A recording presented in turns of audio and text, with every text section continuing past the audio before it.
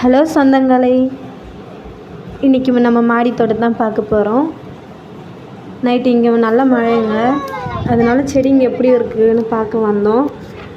அப்படியே பசங்கக்கிட்ட சொன்னேன், கீரை நல்லா இருக்குது, கீரை சமைக்கவா அப்படின்னு கேட்டேன். சமைச்சு கொடுங்கம்மான்னு சொன்னாங்க. வாரத்தில் ஒரு நாள் நான் கடையில் தான் வாங்குவேன். ஆனால் இப்போல்லாம் நான் விதை போடுறது வந்து கடையில் வாங்குறது இல்லைங்க.